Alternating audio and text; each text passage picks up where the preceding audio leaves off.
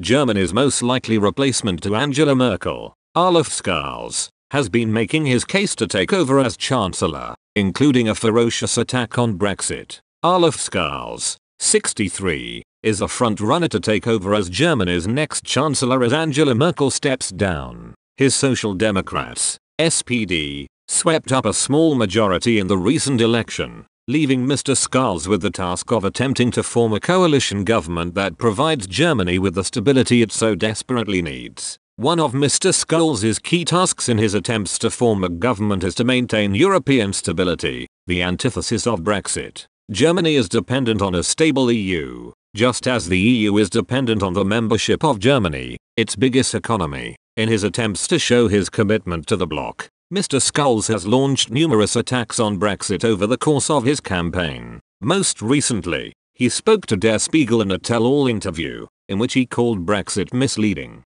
Mr. Scholz said it was important for politicians to create security in changing times. He said, "People know that, and like a few decades ago, there are a few countries with industrial capabilities similar to ours. This creates a feeling of uncertainty. It is also why right-wing populist parties are on the rise in Europe's rich societies, why Donald Trump succeeded and why there was a majority for Brexit. Their misleading promise is that we can return to the past. We have to have answers to that." He said that rather than offer such a return to the past, industries instead need to modernize so that we will still have good jobs in 10, 20 or 30 years. He said, "Many fear that, at some point, we will be gazing sadly at the prosperity of other continents. The voters want us to tackle the tasks that are facing us. That's what people told me in the steel mills, the chemical companies, the mechanical engineering companies and in the car industry." Mr. Scholz said he believes Germany could lead the way in modernizing industries,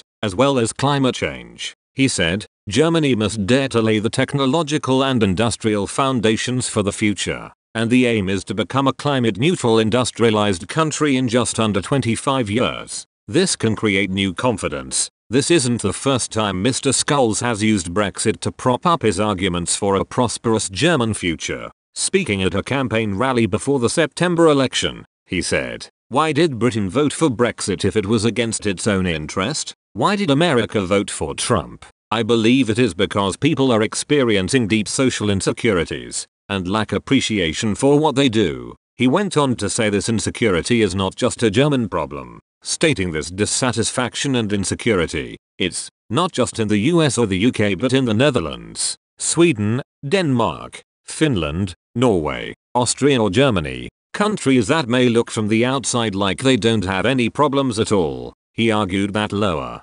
skilled work needs to be prioritized for and recognized for the huge impact it has on society. He said, "Among certain professional classes, there is a meritocratic exuberance that has led people to believe their success is completely self-made. As a result, those who actually keep the show on the road don't get the respect they deserve. That has to change."